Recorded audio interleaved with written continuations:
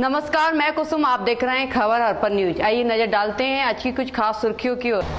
मुरैना जिला के पोरसा कस्बे के रहने वाले अनिल उपाध्याय को मिला इंडिया बुक ऑफ रिकॉर्ड का प्रमाण पत्र। यह प्रमाण पत्र अनिल उपाध्याय को 12 घंटे 24 घंटे नॉन स्टॉप क्लास लेने पर वर्ल्ड रिकॉर्ड और इंडिया में रिकॉर्ड कर चुके हैं कायम इसलिए मिला है।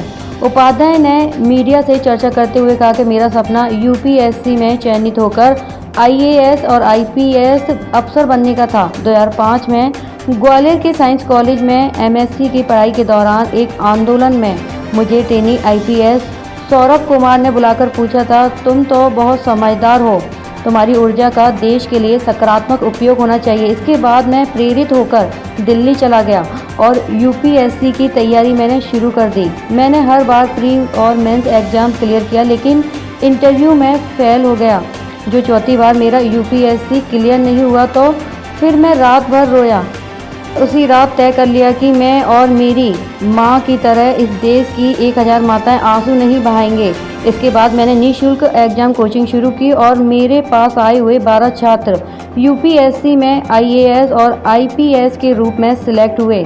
102 से अधिक छात्र मध्य प्रदेश पीएससी में तहसीलदार, नायब तहसीलदार व डीएसपी के रूप में अपनी सेवाएं आम लोगों को दे रहे हैं। यह सभी जनसेवक मेरे जीवन की पूंजी है। यह मुरैना जिले के पोरसा के तस्मा गांव के युवा अनिल उपाध्याय की है, जिन्होंने अपने जोश और जुनून से प्रदेश में ही नहीं देश के सैकड़ों छात्रों को न सिर्फ सकारात्मक रास्ता दिखाया, वर्ल्ड के आदेश प्रदेश की टॉप सर्विस में सिलेक्ट होकर जन सेवा कर रहे हैं। उन्हें अभी हाल ही में इंडिया बुक ऑफ रिकॉर्ड का प्रमाण पत्र नॉन स्टॉप क्लास लेने को लेकर अभी मिला है।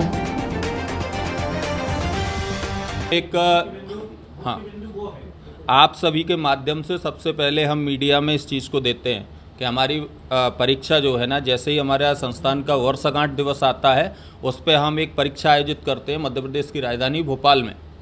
और उस परीक्षा में जो चयनित विद्यार्थी होते हैं उसके द्वारा हमारी टीम जो होती है वो फिर मेंस का एक एग्ज़ाम लेती है सेंटर पे, और इन दोनों के आधार पर मेरिट बनता है। फिर हम इंटरव्यू कराते हैं और इंटरव्यू के बाद हम जो है ना चयनित करते हैं। फिर शुरुआत यहाँ से होती है कि मानो मेरे पास शुरुआत में 100 सीट थी, आज मेरे पास 400 सीट है, तो 100 सीटों में 100 कौन से बच्चे होंगे, तो मैं पहले ही एडवर्टाइजमेंट में क्लियर कर देता हूँ कि आर्थिक रूप से जो अक्षम परिवार होंगे उनकी प्राथमिकता पहली रहेगी। जो सक्षम परिवार होंगे चाहे वो मेरिट में बेशक स्थान प्राप्त करें, उनको हम छोड़ सकते हैं, लेकिन अक्षम को नहीं छोड़ सकते। ये संस्थान का एकमात्र उद्देश्य है।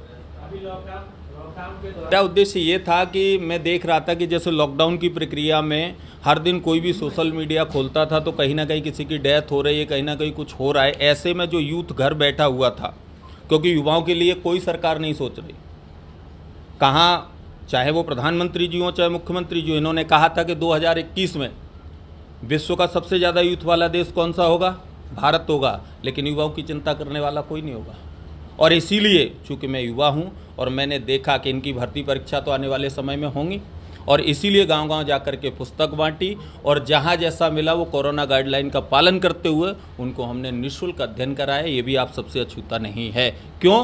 क्योंकि मैं शिक्षा के बगैर नहीं रह सकता। मेरे जो जीवन का भाव है और मेरा जो जीवन है वो पूर्णतः निःशुल्क शिक्षा को समर्पित है। आज भी आप मेरी गाड़ी में जाकर के देख सकते हैं। एवरी सेकेंड में तो ये कहता हूँ आप लोग भोपाल आइए और ज़रा देखिए कि ये काम सही हो रहा है कि नहीं हो रहा है।